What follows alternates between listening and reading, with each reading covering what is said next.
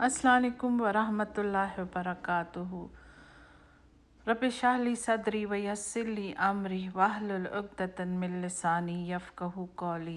ए मेरे रब, मेरा सीना खोल दे, मेरे लिए मेरे काम को आसान कर दे और मेरे ज़बान की गिरह को खोल दे ताकि लोगों को मेरी बात समझ में आने लगे। मुझसे सवाल किया गया था कि शब बारात मनानी चाहिए कि नहीं मनानी चाहिए। तो जितना मैंने समझा है और जितनी मेरी नॉलेज है और जितने मैंने स्कॉलर्स के साथ पढ़ा है, शब बारात मनाने के लिए नहीं है। ये बात जहन में रख लीजिए कि शब बारात मनाई नहीं जाती है। फिर जिस बात से मैं शुरू करूँगी वो ये है कि मैं जिस घर में पैदा हुई, मेरा ननियाल और मेरा ददियाल दोनों शब बारात को बहुत ही एहतमाम से मनाया करते थे। हमारे घर में शब बारात पर मगरिब से पहले गुस्ल किया जाता था और नए कपड़े पहने जाते थे और फिर है ना सब मगरिब के बाद जो है नमाज दोगाना जो 6 रकात होती हैं वो पढ़ा करते थे और बहुत एहतमाम होता था और हलवे बनते थे, मीठा बनता था, पड़ोसियों को भेजा जाता था। तो मेरा ददियाल या मेरा ननियाल हम लोग बहुत एहतमाम से शब बारात को मनाया करते थे। तो मैं उस फैमिली से बिलोंग करती हूँ। लेकिन वक्त के साथ साथ जैसी जैसे मेरी कुरान की नॉलेज बढ़ती चली गई और हदीस की नॉलेज बढ़ी और नबी करीम सल्लल्लाहु अलैहि वसल्लम की सुन्ना मैंने पढ़ी, सवाने उम्री पढ़ी, तो मैंने अंदाज़ा किया कि शब बारात जो है इसका हमारे दीन से कोई ताल्लुक़ नहीं है और शब बारात जो है मनाने वाली रात नहीं है। तो अब हम शुरू करते हैं इंशाअल्लाह ताला। मैं सूरह माइदा की से शुरू करूँगी। सूरह माइदा की आयत नंबर 5 से लेकर 7 तक अल्लाह सुब्हानहू व तआला फरमाते हैं, अकमलतु लकुम दीनकुम वतममतु अलैकुम निअमती व रदीतु लकुमुल इस्लाम दीना। अल्लाह कहते हैं, आज हमने तुम्हारे लिए तुम्हारा दीन कामिल कर दिया, यानी मुकम्मिल कर दिया, और अपनी नेमतें तुम पर पूरी कर दी और तुम्हारे लिए इस्लाम को दीन पसंद किया। तो अल्लाह ताला ने हमें बता दिया है कि जब कुरान आया तो अल्लाह ताला ने कुरान में दुनिया के तमाम इंसानों के लिए उसके दीन को मुकम्मिल कर दिया।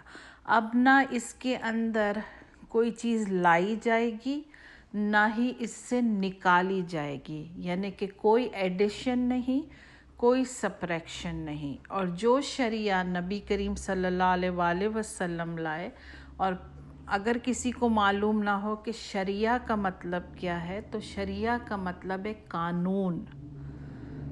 शरिया बेसिकली जो है वो हिब्रू और अरबिक वर्ड है और इसका मतलब है कानून, हुदूद, कानून।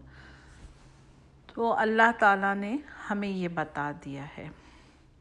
आज इंशाअल्लाह ताला जिस मौजू पे आप लोग जानते कि शब बारात के मौजू पर हम बात करेंगे, ठीक है ना। तो शब बारात जो है उसका जो बहुत ही मशहूर और बहुत ही कॉमन नेम जो है वो शब बारात है। अच्छा, अब शब बारात का मतलब क्या है? शब बारात जो लफ्ज़ है वो उर्दू और फ़ारसी का लफ्ज़ है। शब का मतलब होता है रात और बारात का मतलब होता है शादी। तो इसका मतलब हुआ कि जो उर्दू और फ़ारसी में इसका मतलब है ऐसी रात जो खुशी की रात हो, मनाने की रात हो, ठीक है ना। लेकिन अरबिक में बरा का मतलब होता है नफ़रत के काबिल या जिस चीज़ को पसंद ना किया जाए, और बरा का लफ्ज़ जो है वो सूरह तौबा में मौजूद है कि वो चीज़ जो नफ़रत जिसे पसंद ना किया जाए। फिर इस रात का दूसरा नाम है लैलतुल मुबारका। اب یہ لیلۃ المبارکہ کیسے پڑھا اس کا نام، تو کئی اسکالر سے بات ہوئی، کئیوں سے سمجھا میں نے کہ بھئی اس کا نام لیلۃ المبارکہ لوگ کیوں کہتے ہیں۔ تو وہ کہتے ہیں کہ لیلۃ المبارکہ ہم اس لیے کہتے ہیں کہ سورہ دخان کی جو آیات نمبر 2 سے لے کر 5 تک میں ذکر ہے۔ اچھا، وہ آیات کیا ہیں؟ اعوذ باللہ من الشیطان الرجیم، والکتاب المبین، اس کتاب روشن کی قسم، انا انزلناہ فی لیلۃ مبارکۃ انا کنا منذرین۔ ٹھیک ہے، اللہ کہتے ہیں کہ ہم نے اس کو مبارک رات میں نازل فرمایا، ہم تو راستہ دکھانے والے ہیں۔ فیہا یفرق کل امر حکیم، پھر اللہ کہتے ہیں اسی رات میں تمام حکمت کے کام کے فیصلے کیے جاتے ہیں۔ اب یہ بتائیے کہ اگر کوئی بھی ان آیات کو پڑھتا ہے تو اس کے ذہن میں یہ آتا ہے کہ اللہ تعالیٰ جو ہے قرآن کی بات کر رہے ہیں، یعنی کہ یہ کتاب روشن، اور اس کی اللہ قسم کھا رہے ہیں، اور اللہ کہہ رہے ہیں کہ اسے ہم نے ایک مبارک رات میں، مبارک کا مطلب ہوتا ہے ایک برکت والی، ایک اچھی، بہت اچھی رات میں اتارا ہے، اور اس رات ہم سارے حکمت کے فیصلے کرتے ہیں۔ تو فوراً ذہن کے اندر آتا ہے کہ یہ رات کون سی ہو سکتی ہے، کیونکہ قرآن تو لیلۃ القدر میں نازل ہوا ہے، تو یہ رات بھی لیلۃ القدر ہی ہے۔ لیکن مجھے نہیں معلوم کہ کیوں اسے شب برات کی رات کو لیلۃ المبارکہ بنا کر اس سے کنیکٹ کر دیا گیا ہے۔ کیا واقعی شب برات پہ بھی قرآن اترا اور کیا لیلۃ القدر میں بھی قرآن اترا؟ نہیں، ایسا نہیں ہے، قرآن تو صرف لیلۃ القدر میں ہی آیا ہے۔ پھر اس رات کو ایک اور نام دیا جاتا ہے نصف شعبان۔ نصف کا مطلب ہے آدھا، اور پھر شعبان کا مہینہ یعنی آدھا شعبان۔ اب یہ بتائیے کہ جو ہمارے نبی کریم صلی اللہ علیہ وآلہ وسلم ہیں، انہوں نے ہماری ہر اسلامک جتنی بھی ہالیڈیز ہیں، جتنی بھی خوشیوں کے دن ہیں، جتنے بھی فیسٹیول کے دن ہیں، جو منانے کے دن ہیں، ان کو نام دیا ہے۔ جیسے ہم 2 عید مناتے ہیں، ایک عید کو ہم کہتے ہیں عید الفطر اور دوسری کو کہتے ہیں عید الاضحیٰ۔ ٹھیک ہے نا، یہ نام ہمیں ہمارے پیارے رسول اللہ صلی اللہ علیہ وآلہ وسلم نے دیے ہیں۔ تو عید کا مطلب کیا ہوتا ہے؟ عید کا مطلب یہ ہوتا ہے چھٹی کا دن، خوشی کا دن، منانے کا دن، فیسٹیول، فیسٹ یا ہالیڈے۔ ٹھیک ہے نا، اور فطر کا مطلب کیا ہوتا ہے؟ روزے کو ختم کرنے کا دن، یعنی بریک دا فاسٹ۔ اور عید الاضحیٰ تو پھر وہی بات آ گئی کہ عید جو ہے خوشی کا دن، چھٹی کا دن، اور پھر اضحیٰ قربانی کا دن، sacrifice, the day of sacrifice. پھر ہمارے نبی کریم صلی اللہ علیہ وآلہ وسلم نے فرمایا کہ رمضان کی آخری طاق راتوں میں ایک رات لیلۃ القدر ہے، جس کو قرآن نے بھی نام لیلۃ القدر دیا، اور ہمارے نبی کریم صلی اللہ علیہ وآلہ وسلم نے بھی اس کو بتایا کہ وہ لیلۃ القدر کی رات ہے۔ اب لیل مطلب ہوتا ہے رات عربی میں، اور قدر کا مطلب ہے کہ بہت زیادہ قدر و منزلت والی رات، بہت زیادہ درجوں والی رات، اور انگلش میں ہم کہیں گے کہ گریٹ اینڈ ویلیوبل نائٹ۔ تو جب ہمارے نبی کریم صلی اللہ علیہ وآلہ وسلم نے ہمیں اس رات کا نام بتایا، دونوں عیدوں کا نام بتایا، تو پھر ہمارے نبی کریم صلی اللہ علیہ وآلہ وسلم نے ہمیں شب برات کی رات کا کیوں نہیں بتایا نام؟ کیونکہ شب برات تو عربی کا لفظ ہی نہیں ہے، وہ تو بیسیکلی اردو اور فارسی میں کہا جاتا ہے شب برات، اور اگر براہ کا لفظ آیا بھی ہے تو سورہ توبہ میں آیا ہے، اور جس کے معنی بالکل بھی اچھے نہیں ہیں، یعنی کہ ناپسندیدہ چیز۔ تو پھر ہمارے نبی کریم صلی اللہ علیہ وسلم اگر یہ رات بہت ہی قدر و منزلت والی رات ہوتی تو ہمارے نبی کریم صلی اللہ علیہ وآلہ وسلم ہمیں ضرور بتاتے۔ اب لوگ کہتے ہیں کہ نہیں جی اتنی حدیثیں ہیں اس رات کے متعلق اور اتنی باتیں ہیں، تو یہ کیسے کہتے ہیں کہ ہے نا یہ رات نہیں ہے جبکہ اس پہ حدیث موجود ہے۔ ہاں ٹھیک ہے، پورے پاکستان کے ٹیلی ویژن پر یہ حدیثیں چلتی ہیں، فیس بک پہ چلتی ہیں، واٹس ایپ کے پر چلتی ہے، پورا سوشل میڈیا اس سے بھرا ہوا ہوتا ہے۔ بالکل صحیح ہے کہ وہ حدیثیں آتی ہیں۔ اب تھوڑا سا اگر حدیثوں کو سمجھنا ہے تو حدیث کو سمجھیے کہ حدیث کیا ہے، ٹھیک ہے نا۔ جب میں نے حدیث سائنسز کی کلاس لی تھی اور حدیث کو سمجھنے کی کوشش کی تھی، اس کی سائنس کو، تو سب سے پہلی جو بیسک چیز ہمیں سکھائی جاتی ہے وہ یہ سکھائی جاتی ہے کہ حدیث کو 3 کیٹیگری کے اندر ڈیوائڈ کیا جاتا ہے، یعنی 3 حصوں میں حدیث کو ڈیوائڈ کیا جاتا ہے، ٹھیک ہے۔ نمبر 1 ہوتی ہے صحیح حدیث، ٹھیک ہے۔ صحیح حدیث مطلب ہم اردو میں بھی کہتے ہیں ہاں یہ بات صحیح ہے۔ تو صحیح حدیث یہ ہوتی ہے کہ بالکل اوتھینٹک، بالکل پیور، بالکل سچی، حق کے مطابق، اور اس کے جتنے بھی راوی، اس کو جتنے بھی بولنے والے ہیں، اس کو جتنے بھی بتانے والے ہیں، ان سب کے کیریکٹر اسٹرانگ کیریکٹر، وہ سچے لوگ۔ تو انگلش میں ہم کہیں گے کہ اوتھینٹک حدیثیں اور متفق علیہ، تمام اسکالروں نے، تمام علماء نے، تمام مفتیوں نے اس پر حامی بھری کہ ہاں یہ صحیح حدیث ہے اور یہ بات بالکل صحیح ہے، ٹھیک ہے۔ دوسری کیٹیگری جو حدیث کی آتی ہے وہ ہے حسن۔ حسن حدیث جو ہوتی ہے وہ یہ ہوتی ہے کہ ہاں مان لی جاتی ہے۔ ضروری نہیں کہ ہر اسکالر یہ کہے کہ ہاں یہ بات صحیح ہے، پر یہ ماننے جیسی ہوتی ہے، کیونکہ اس کے کچھ راوی جو ہوتے ہیں بہت اسٹرانگ کیریکٹر کے ہوتے ہیں تو کچھ نہیں بھی ہوتے ہیں، اور تو حسن حدیث کو مان لیا جاتا ہے کہ ہاں یہ ایکسیپٹیبل ہے، یہ مانی جا سکتی ہے۔ اور جو تیسری کیٹیگری حدیث کی ہوتی ہے وہ یہ ہوتی ہے کہ ضعیف حدیث۔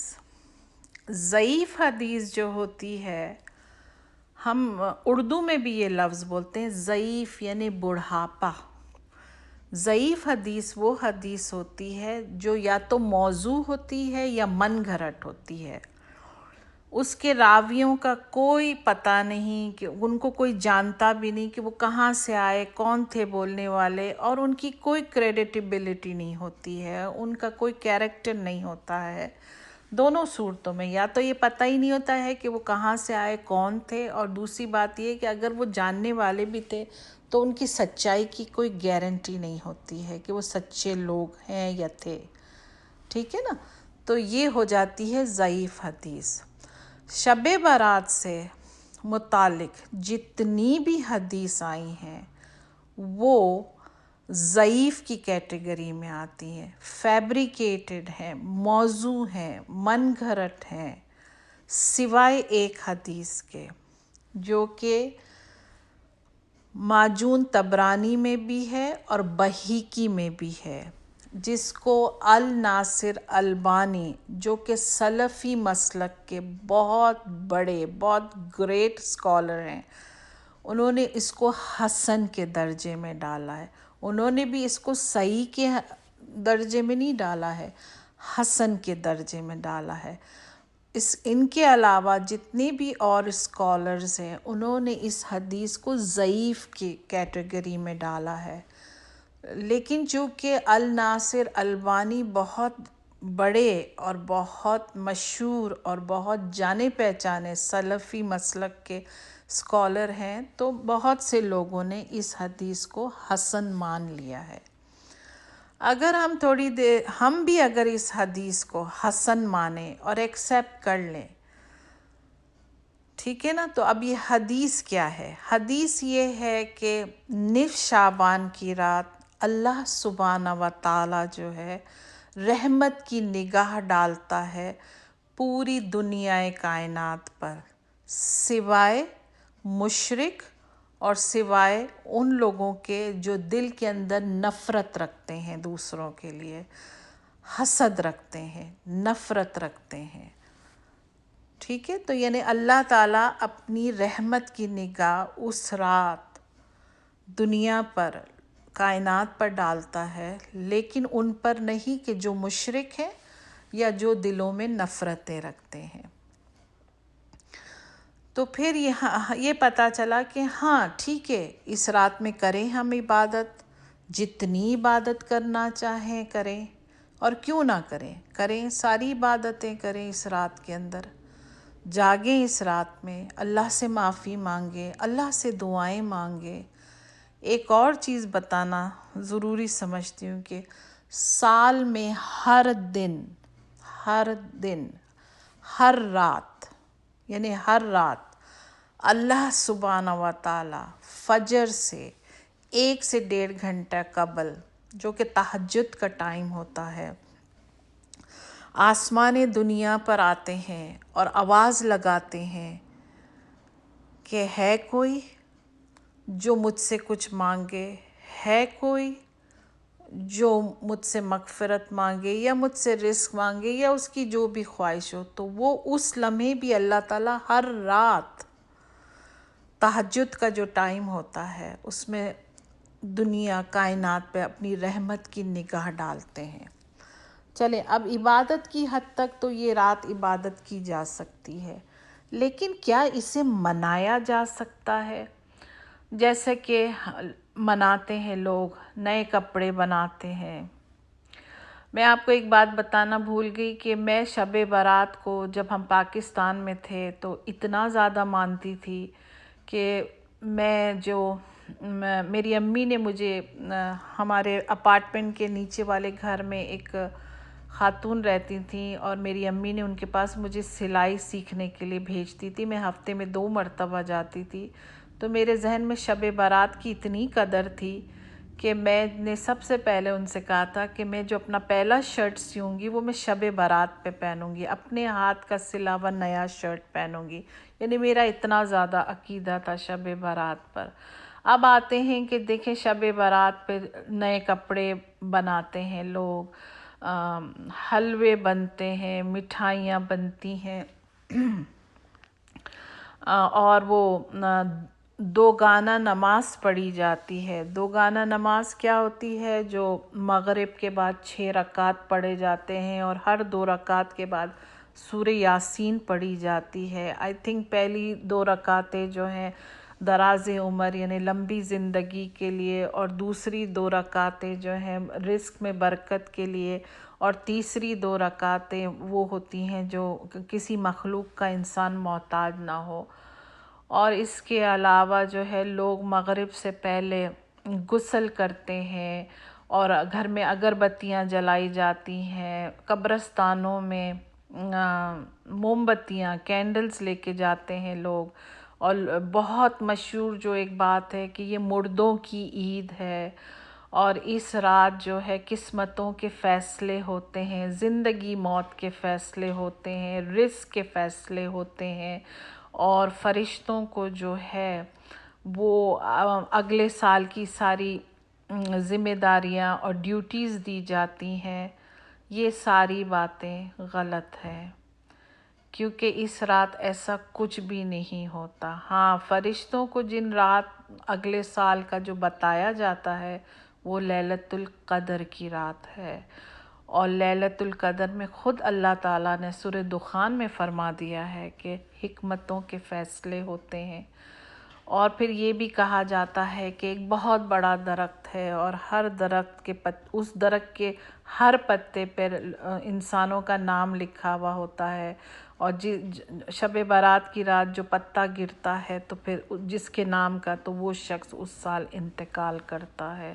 ہمارے نبی کریم صلی اللہ علیہ وآلہ وسلم نے ہمیں ایسی کوئی بھی بات نہیں بتائی ہے جو اس قسم کی ہو، اور ایسی کوئی بھی چیز نہیں ہے، یہ من گھڑت باتیں ہیں۔ اور اللہ کرے کہ ہماری سمجھ میں آ جائے کہ یہ من گھڑت باتیں ہیں۔ پھر جو ہے روزہ رکھا جاتا ہے 15 شعبان کا، یہ کہہ کر کہ یہ شب برات کا روزہ ہے، 15 شعبان کا روزہ ہے، بہت برکتی روزہ ہے۔ روزے میں تو ویسے بھی برکت ہی ہے۔ تو میں ایک حدیث جو ہے وہ سناؤں گی، اور یہ جتنی بھی حدیثیں میں نے کوٹ کی ہیں وہ صحیح حدیث ہیں، اور وہ سارے اسکالرز جو ہیں اس پہ متفق علیہ ہیں۔ حدیث یہ ہے کہ ہم سے مسلم بن ابراہیم نے بیان کیا، انہوں نے کہا کہ ہم سے حشام نے بیان کیا، ان سے یحییٰ بن ابی کثیر نے، ان سے ابو سلمہ نے، اور ان سے ابو ہریرہ رضی اللہ تعالیٰ عنہ نے کہا کہ نبی کریم صلی اللہ علیہ وآلہ وسلم نے فرمایا، تم میں سے کوئی شخص رمضان سے پہلے شعبان کی آخری تاریخوں میں 1 یا 2 دن کے روزے نہ رکھے، البتہ اگر کسی کو ان میں سے روزے رکھنے کی عادت ہو تو وہ اس دن بھی روزے رکھ سکتا ہے۔ اس سے ہمیں کیا پتہ چلتا ہے کہ جو ہے ہمارے نبی کریم صلی اللہ علیہ وسلم ہمیں نصیحت کر رہے ہیں کہ شعبان کے آخری حصے میں وہی لوگ روزے رکھیں جو روزہ رکھنے کے عادی ہوتے ہیں، ٹھیک ہے نا، وہ لوگ ایوائڈ کریں روزہ رکھنا جو روزہ رکھنے کے عادی نہیں ہوتے ہیں، کیونکہ کہیں ایسا نہ ہو جائے کہ وہ ان دنوں میں روزے رکھ لیں اور رمضان میں انہیں پھر کمزوری محسوس ہو اور ان سے رمضان کے روزے چھوٹ جائیں، اور رمضان کے روزے فرض ہیں اور یہ نفلی روزے ہیں، ٹھیک ہے۔ ایک تو یہ بات ہو گئی، اور دوسری بات یہ ہو گئی کہ وہ لوگ جو مہینے میں 3 روزے رکھتے ہیں، کیونکہ ہمارے نبی کریم صلی اللہ علیہ وسلم کی سنت ہے کہ مہینے میں 3 روزے، یعنی کہ چاند کے مہینے، لونر ایئر کے مہینے، وچ از 13، 14 اور 15، ہر مہینے کی 13، 14 اور 15 3 روزے رکھنا سنت ہے۔ تو اگر کوئی 15ویں شعبان کا روزہ اس نیت سے رکھتا ہے، کیونکہ وہ 13، 14 اور 15 کا ہر مہینے رکھتا ہے روزہ، اور وہ اس نیت سے، تو وہ روزہ بالکل رکھ سکتا ہے۔ اور ورنہ ہمارے نبی کریم صلی اللہ علیہ وسلم نے ہم سے فرمایا ہے کہ آخری کے حصے میں روزہ نہ رکھنا ان لوگوں کے لیے جو روزے کے عادی نہیں ہوتے ہیں۔ پھر آگے ہم چلتے ہیں کہ ہمیں ایک یہ چیز بھی دیکھنی چاہیے کہ دیکھیں شب برات کو ہے نا عرب ورلڈ نہیں مناتا ہے۔ اگر تو یہ رات کی اہمیت ہوتی اور اسے منایا گیا ہوتا ہمارے نبی کریم صلی اللہ علیہ وسلم کے زمانے میں بھی، اور اگر صحابہ اکرام نے منایا ہوتا اور تابعین نے اور تبع تابعین سب نے منایا ہوتا تو عرب ورلڈ بھی ضرور مناتا۔ حالانکہ عرب ورلڈ شب قدر بھی مناتا ہے اور عید الفطر اور عید الاضحیٰ بھی مناتے ہیں وہ لوگ، لیکن وہ اس رات کو نہیں مناتے ہیں۔ اب آ جاتے ہیں ہم ایک اور حدیث کی طرف کہ ہم پاکستان کے ٹیلی ویژن پر اور سوشل میڈیا پر بہت زیادہ یہ حدیث کو سنتے ہیں کہ نبی کریم صلی اللہ علیہ وآلہ وسلم اس رات جو ہے قبرستان گئے تھے، نصف شعبان کی رات، ٹھیک ہے۔ اب وہ حدیث کچھ یوں ہے کہ نبی کریم صلی اللہ علیہ وآلہ وسلم کے پاس جو ہے جبریل علیہ السلام آئے اور انہوں نے کہا کہ یا رسول اللہ اٹھیے اور ہے نا بقیع کے رہنے والے جنت البقیع میں جو مردے ہیں ان کے لیے جا کر دعا کیجیے۔ تو نبی کریم صلی اللہ علیہ وآلہ وسلم اٹھے اور گئے اور انہوں نے ہے نا دعا کی۔ تو اس اثناء میں بی بی عائشہ تھیں گھر میں، ان کی آنکھ کھل گئی اور وہ تھوڑا سا ان کے دل میں شک آیا کہ کہیں ایسا تو نہیں ہے کہ نبی کریم صلی اللہ علیہ وآلہ وسلم جو ہے اپنی کسی اور بیوی کے پاس چلے گئے۔ تو وہ یہ دیکھنے نکلی تو انہوں نے دیکھا کہ نہیں، نبی کریم صلی اللہ علیہ وسلم جنت البقیع کے اندر ہیں اور ہے نا وہاں پر وہ فاتحہ پڑھ رہے ہیں، تو وہ یہ دیکھ کر بھاگی بھاگی گھر آ گئیں اور اپنی جگہ پر لیٹ گئیں۔ تو یہ حدیث جو ہے ترمذی میں ہے اور سنن ابن ماجہ میں بھی ہے، لیکن امام ترمذی نے اس حدیث کو لکھنے کے بعد اپنی کتاب میں لکھا ہے کہ یہ ضعیف حدیث ہے۔ اب سوال یہ اٹھتا ہے کہ امام ترمذی نے جب اس کو ضعیف حدیث بولا تو انہوں نے اپنی کتاب میں کیوں لکھا اگر یہ حدیث ضعیف تھی؟ انہوں نے اس لیے اپنی کتاب میں اس کو لکھا کیونکہ انہیں پتہ تھا کہ یہ حدیث بہت مشہور ہو رہی ہے اور لوگ اس کا بہت ذکر کر رہے ہیں، تو انہوں نے اس حدیث کو لکھ کر یہ بتا دیا کہ یہ ضعیف حدیث ہے، یعنی کہ آپ جب بھی یہ حدیث پڑھیں یا کسی سے سنیں تو آپ کو یہ چیز پتہ ہو کہ یہ من گھڑت حدیث ہے، یہ موضوع حدیث ہے۔ یہ حدیث صحیح مسلم میں موجود ہے لیکن مختلف طریقے سے ہے کہ نبی کریم صلی اللہ علیہ وآلہ وسلم کے پاس جبریل علیہ السلام آئے اور وہ اٹھے اور وہ جنت الباقی میں گئے، ٹھیک ہے، اور بی بی عائشہ کوئی نہیں اٹھی، وہ بلکہ سو رہی تھیں، اور جب نبی کریم صلی اللہ علیہ وسلم واپس آئے تو انہوں نے پھر بی بی عائشہ کو ساری بات بتائی کہ مجھے جبریل علیہ السلام نے کہا تھا کہ جنت الباقی میں جائیں اور وہاں کے مردوں کے لیے مغفرت کی دعا کریں۔ یہ واقعہ جو ہے ہوا ہے جب نبی کریم صلی اللہ علیہ وآلہ وسلم کی موت سے کچھ دن قبل، ٹھیک ہے، تو ہم سب جانتے ہیں کہ نبی کریم صلی اللہ علیہ وآلہ وسلم کا وصال جو ہے وہ ربیع الاول کے اندر ہوا، تو اگر موت سے کچھ دنوں پہلے ہوا تو یہ واقعہ پیش آیا تو وہ سفر کا مہینہ ہوگا، وہ شعبان کا مہینہ تو نہیں تھا، تو یہ بات کلیئر ہوگی کہ وہ نصف شعبان کی رات نہیں تھی۔ دوسری بات یہ تھی کہ اگر تھوڑی دیر کو انسان یہ سوچے کہ او نو وہ تو نصف شعبان ہی کی رات تھی، تو پھر نبی کریم صلی اللہ علیہ وآلہ وسلم خود اٹھ کے کیوں قبرستان چلے گئے؟ اگر یہ منانے والی رات ہوتی، یہ قبرستان جانے والی رات ہوتی، تو وہ اپنے سارے صحابہ کے گھر کھٹکھٹاتے اور کہتے کہ چلو قبرستان جانا ہے فاتحہ پڑھنے، اور وہ بی بی عائشہ کو بھی اٹھاتے اور اپنی دوسری بیویوں کے بھی گھر کھٹکھٹاتے کہ چلو اٹھو، یہ تو عبادت کی رات ہے، اٹھو، یہ تو بہت برکت والی رات ہے۔ تو انہوں نے تو ایسا کچھ بھی نہیں کیا، وہ تو خود ہی چلے گئے اور واپس بھی آ گئے۔ اور بی بی عائشہ کا کہنا یہ ہے کہ میں جب بھی نبی کریم صلی اللہ علیہ وسلم میرے گھر آتے تھے تو اکثر وہ رات کے آخری حصے میں جنت البقیع کبھی کبھی جایا کرتے تھے، تو یہ بات بھی ہے کہ اگر یہ عبادت کی اور اگر یہ منانے کی رات ہوتی تو نبی کریم صلی اللہ علیہ وسلم سارے صحابہ سے کہتے، بی بی عائشہ سے کہتے اٹھو اور عبادت کی رات ہے، اسے عبادت کرو، ٹھیک ہے نا، تو یہ بات ہو جاتی ہے۔ اب ہے نا ان تمام باتوں کو سمجھنے کے بعد یہ بات کلیئر ہو جاتی ہے کہ تمام جو سیلیبریشنز ہیں اور یہ نفلیں پڑھنا اور یہ کرنا اور نئے کپڑے سے لانا اور حلوے بنانا، یہ ساری بدعت ہے۔ اب لوگ کہتے ہیں جی آپ لوگ ہر چیز کو بدعت بنا دیتے ہیں، ہاں تو بدعت کا مطلب کیا ہوتا ہے؟ بدعت کے مطلب کو ہمیں سمجھ لینا چاہیے، ٹھیک ہے، کیونکہ لوگ یہ بھی کہتے ہیں کہ جی پہلے تو ٹیکنالوجی نہیں تھی، ابھی تو ٹیکنالوجی آ گئی ہے اور لوگ ٹیکنالوجی کا استعمال کرتے ہیں، تو پھر ٹیکنالوجی کیا بدعت نہیں ہوئی؟ تو اب ہم یہ سمجھ لیتے ہیں کہ بدعت کا مطلب کیا ہوتا ہے۔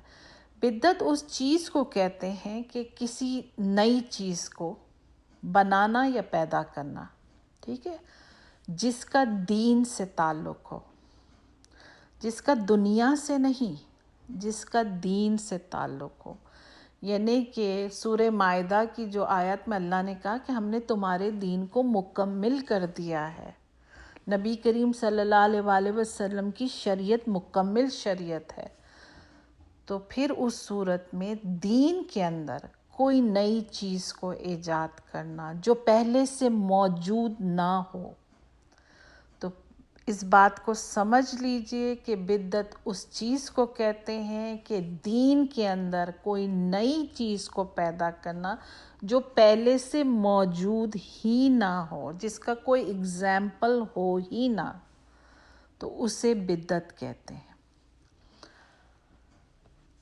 اب دیکھیں کہ سورہ حجرات کی جو پہلی ہی آیات ہے، اس میں اللہ سبحانہ و تعالیٰ فرماتے ہیں، اے ایمان والو، اللہ اور اس کے رسول کے آگے نہ بڑھو، اور اللہ سننے اور جاننے والا ہے۔ یعنی کہ اللہ تعالیٰ نے ایمان والوں سے یہ کہہ دیا ہے کہ نبی کریم صلی اللہ علیہ وآلہ وسلم کے جو عمل ہیں ان سے آگے بڑھنے کی کوشش نہ کرنا، یعنی اللہ نے جو کہہ دیا اور نبی کریم صلی اللہ علیہ وسلم نے جتنا کیا اس سے آگے بڑھنے کی کوشش نہ کرنا۔ نبی کریم صلی اللہ علیہ وآلہ وسلم جب بھی کوئی اسپیچ دیتے تھے یا کوئی سیمینار کرتے تھے یا کوئی وعظ کرتے تھے تو ہمیشہ جو ہے یہ الفاظ بولا کرتے تھے۔ اور آپ نوٹ کریں کہ جمعے کے خطبے سے پہلے جتنے بھی اسکالر جب اپنی اسپیچ شروع کرتے ہیں تو میجورٹی آف ٹائم جو ہے اسپیشلی جمعے کے خطبے سے پہلے وہ ضرور بضرور اسے بولتے ہیں لوگوں کے آگے۔ اب چونکہ بہت سے لوگ عربک نہیں جانتے ہوتے تو وہ اس چیز کو سمجھتے نہیں ہیں، لیکن آج میں آپ کو بتاؤں گی کہ اس کا مطلب کیا ہے۔ وہ یہ بولا جاتا ہے کہ ثم یقول من یہدہ اللہ فلا مضل لہ ومن یضللہ فلا ہادی لہ ان اصداق الحدیث کتاب اللہ واحسن الہدی ہدی محمد وشر الامور محدثاتها وَكُلَّ مُحَدَّثَاتٍ بِدْعَةٌ وَكُلَّ بِدْعَةٍ ضَلَالَةٌ وَكُلَّ ضَلَالَةٍ فِي النَّارِ۔ اس کا مطلب یہ ہے کہ جس کو اللہ ہدایت دے اسے کوئی بھٹکا نہیں سکتا، اور جسے اللہ بھٹکا دے اسے کوئی ہدایت نہیں دے سکتا۔ اور سچ لفظ صرف قرآن کے ہیں، اور سب سے بہترین ہدایت جو ہمارے لیے لے کر آئے وہ محمد صلی اللہ علیہ وآلہ وسلم ہے۔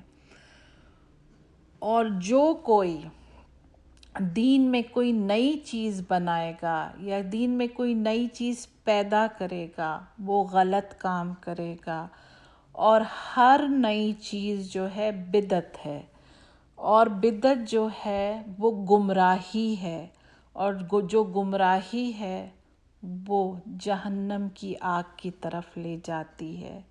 یہ صحیح حدیث ہے، یہ سنن النسائی میں ہے، حدیث نمبر ہے 1578، اور اس پر تمام علماء جو ہے متفق ہیں۔ ایک اور حدیث جو ہے وہ بھی کہوں گی کہ کوئی شخص نبی کریم صلی اللہ علیہ وآلہ وسلم کے پاس آیا اور کہا کہ آپ کے 3 صحابہ نے کسی بات پر قسم کھائی ہے، تو نبی کریم صلی اللہ علیہ وآلہ وسلم نے ان تینوں صحابہ کو بلایا اور بولا کہ کیا معاملہ ہے؟ تو ایک نے کہا کہ میں نے یہ قسم کھائی ہے کہ میں کبھی شادی نہیں کروں گا، کیونکہ میں صرف اللہ کی عبادت میں مشغول رہوں گا اور شادی نہیں کروں گا۔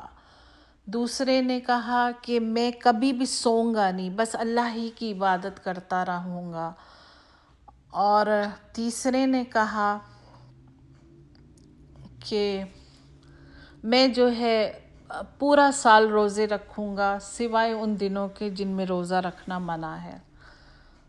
تو نبی کریم صلی اللہ علیہ وآلہ وسلم نے ان تینوں سے کہا کہ یہ باتیں تمہارے ذہن میں کیسے آئیں؟ تو انہوں نے کہا یا رسول اللہ صلی اللہ علیہ وآلہ وسلم، آپ تو اللہ کے رسول ہیں، معصوم ہیں، گناہوں سے پاک ہیں، لیکن ہم جو ہیں گناہ گار لوگ ہیں، تو ہم چاہتے ہیں کہ ہم حد درجہ عبادت کریں اللہ کی، تاکہ ہمارے درجے بلند ہو۔ تو تو نبی کریم صلی اللہ علیہ وسلم نے کہا کہ کیا تم اپنے نبی سے بھی آگے نکلو گے؟ کہ پہلے سے کہا کہ تم شادی کیوں نہیں کرو گے، میں نے تو شادی بھی کی ہے، تو کیا تم اپنے نبی سے آگے نکلو گے؟ دوسرے سے کہا کہ تم جو ہے کیوں سو گے نہیں، کیا میں سوتا بھی ہوں اور میں جاگتا بھی ہوں، کیونکہ جسم کو نیند کی بھی ضرورت ہے۔ تیسرے سے کہا کہ تم کیوں پورا سال روزے رکھو گے، تم جو ہے میں روزے رکھتا بھی ہوں اور میں روزے چھوڑتا بھی ہوں، تو اپنے نبی کے عمل سے آگے نہ نکلنا۔ تو اس بات سے ہمیں پتہ چلتا ہے کہ ہمیں ہمارے نبی کریم صلی اللہ علیہ وآلہ وسلم نے جو بھی باتیں بول دی ہیں نا، بس ہم نے وہی کرنی ہے، ہمیں اس سے بڑھ چڑھ کے اور کچھ نہیں کرنا ہے۔ اگر انہوں نے نہیں بولی تو ہمیں نہیں کرنا ہے۔ اچھا، پھر لوگوں کا ایک بہت بڑا سوال یہ اٹھتا ہے کہ جی اگر آپ یہ بولتے ہیں کہ بدعت ہے یہ چیز، تو پھر تراویح بھی تو بدعت ہے۔ نبی کریم صلی اللہ علیہ وسلم کے زمانے میں تراویح تو نہیں پڑھی جاتی تھی ایسے جیسے آج پڑھی جاتی ہے۔ تو اس کا جواب یہ ہے کہ تراویح جو ہے بدعت نہیں ہے۔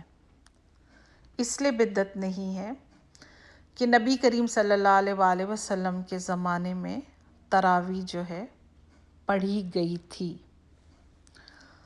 تراویح کا مطلب کیا ہوتا ہے؟ تراویح کا مطلب یہ ہوتا ہے ریسٹ اینڈ ریلیکس، ٹھیک ہے؟ تراویح جو ہے اصل میں قیام اللیل کے نفل ہیں، اور تراویح اس کو نام اس لیے دیا گیا ہے کہ اس کا مطلب ہوتا ہے ریسٹ اینڈ ریلیکس، ٹھیک ہے؟ کیونکہ آپ دیکھیں گے ہر 4 رکعت کے بعد ایک دعا پڑھی جاتی ہے اور لوگوں کو تھوڑا سا ٹائم دیا جاتا ہے کہ وہ تھوڑا سا ریسٹ کریں اور پھر اٹھیں اور پھر اگلی 4 رکعت شروع ہوتی ہے 2 کر کے۔ تو نبی کریم صلی اللہ علیہ وسلم نے رمضان کے میں 4 دن 3 یا 4 دن تراویح پڑھائی ہے، لیکن اس کو قیام اللیل کے وہ نفل ہے۔ نبی کریم صلی اللہ علیہ وسلم نے پڑھائی، پہلے دن آئے لوگ، دوسرے دن، تیسرے دن اور چوتھے دن بے انتہا لوگ ہو گئے۔ تو نبی کریم صلی اللہ علیہ وآلہ وسلم نے دیکھا کہ بہت زیادہ لوگ آتے چلے جا رہے ہیں، آتے چلے جا رہے ہیں، تو 5ویں دن وہ نہیں آئے مسجد کے اندر۔ تو صحابہ اکرام نے جا کے دروازہ کھٹکھٹایا کہ ہم آپ کا انتظار کر رہے ہیں، ویٹ کر رہے ہیں، آپ کب آئیں گے؟ تو انہوں نے کہا کہ میں نہیں آؤں گا، کیونکہ میں نے اتنا لوگوں کا شوق اور ولولہ دیکھا کہ مجھے ایسا محسوس ہوا کہ کہیں ایسا نہ ہو کہ اتنا شوق اور ولولہ دیکھ کر اللہ تعالیٰ تراویح کو فرض کر دیں، اور میں اپنی امت پر بہت زیادہ بوجھ نہیں چاہتا ہوں۔ تو انہوں نے اس کو ختم کیا۔ پھر لوگ پڑھتے تھے، تراویح ہی پڑھا کرتے تھے۔ تو جب عمر خطاب رضی اللہ تعالیٰ عنہ کا زمانہ آیا تو انہوں نے دیکھا کہ مسجد کے اندر لوگ جو ہے کوئی 3 کی جماعت بنا کے کھڑا ہے، کوئی 10 کی جماعت بنا کے کھڑا ہے۔ تو پوچھا کہ کیوں ایسا، ایک صحابی سے پوچھا کہ یہ کیا کر رہے ہیں، کیوں ایسا کر رہے ہیں؟ تو بولا یہ تراویح پڑھ رہے ہیں، قیام اللیل کی نماز پڑھ رہے ہیں۔ تو عمر خطاب نے کہا کہ نہیں، ان سے کہو کہ الگ الگ جماعتیں بنا کر نہ کرے، ایک ہی جماعت بنا کر کرے اور ایک ہی امام کے پیچھے پڑھیں۔ تو اور انہوں نے انہی صحابی کو جو ہے ان کا امام بنا دیا، اور پھر لوگ اس طرح سے پڑھنے لگے۔ اور دوسری وجہ یہ تھی تراویح کی، جو کہ قیام اللیل کے نفل ہیں، اس کی وجہ یہ تھی کہ ہے نا اس زمانے میں جو لوگ مزدوری کرتے تھے اور بہت جلدی بیچارے اپنے گھروں سے نکلتے تھے، تو انہوں نے عمر خطاب رضی اللہ تعالیٰ عنہ سے فرمایا کہ ہم صبح چلے جاتے ہیں، رات کو ہم بہت جاگ نہیں سکتے، ہمیں نیند کی ضرورت ہوتی ہے، تو آپ ایسا کچھ کر دیجئے کہ ہم بھی قیام اللیل کے نفل یعنی تراویح پڑھیں۔ تو عمر خطاب نے پھر اس کا باقاعدہ انتظام کیا کہ جن جن کو پڑھنا ہے تراویح، پھر وہ اس طرح سے ایک جماعت بنا کر عشاء کے بعد ہی پڑھ لیا کریں، تاکہ جن لوگوں کو جا کر سونا ہو تو وہ سو سکتے ہیں۔ اور جو ہے میں ہوپ کرتی ہوں اللہ سے کہ میری یہ کوشش جو میں نے کی ہے آپ لوگوں کی سمجھ میں آ جائے گی انشاءاللہ تعالی. مجھے اللہ سے امید ہے. اور اگر آپ لوگ اسٹل یہ تھنک کرتے ہیں کہ شب برات منانی چاہیے اور وہ حدیثیں آپ کی نظر میں صحیح ہیں تو پھر آپ کی مرضی ہے. اور اگر آپ کی نظر سے کوئی اس کے ٹھوس دلائل یا اس کی اوتھینٹک ہو تو مجھے ضرور بتائیے گا، میں بھی اس کو سمجھنا چاہوں گی. بس میں اس بات سے خوش ہوں کہ جس نے مجھ سے سوال کیا تھا تو آج اللہ نے مجھے یہ موقع دیا ہے اس کا جواب دینے کا. انشاءاللہ تعالیٰ اگر قیامت کے روز اللہ تعالیٰ مجھ سے پوچھیں گے تو میں ان سے کہہ دوں گی اے پاک پروردگار عالم، مجھے جو سمجھ میں آیا تھا، جو میں نے اپنے استادوں سے اسکالروں سے سیکھا سمجھا، وہ میں نے سب کو بتا دیا تھا. اور ایک اور حدیث پر پھر یہ ختم کر دوں گی کہ نبی کریم صلی اللہ علیہ وآلہ وسلم کے حوض کوثر کا ہم سب کو ارمان ہے اور ہم بہت خواہش رکھتے ہیں کہ ہم حوض کوثر سے ہمارے نبی کے ہاتھ سے پانی پئیں. تو قیامت کے دن جب سب نبی کریم صلی اللہ علیہ وسلم کی امت حوض کوثر کی طرف بھاگے گی تو فرشتے چند لوگوں کو ایک سائڈ پر کر دیں گے اور کہیں گے آپ نہیں جا سکتے ہو اندر. تو نبی کریم صلی اللہ علیہ وآلہ وسلم آواز دیں گے کہ ارے یہ تو میری امت کے لوگ ہیں، انہیں کیوں نہیں آنے دے رہے ہو آپ اندر؟ تو وہ کہیں گے کہ یا رسول اللہ صلی اللہ علیہ وآلہ وسلم، ان لوگوں نے بدعت کی تھی، آپ کے دنیا سے جانے کے بعد دین میں نئی نئی چیزیں ایجاد کر دی تھی، تو اللہ کا حکم نہیں ہے کہ وہ حوض کوثر پہ آئیں. تو اس حدیث کے اوپر اس بات کو ختم کرتی ہوں. وآخر الدعوانا ان الحمد للہ رب العالمین. یہ بہت لمبا ہو گیا ہے، 42 منٹ سے شاید اوپر چلا گیا ہے، لیکن اس کو ایکسپلین کرنا بہت ضروری تھا. جزاک اللہ خیر سننے کا. السلام علیکم ورحمۃ اللہ وبرکاتہ.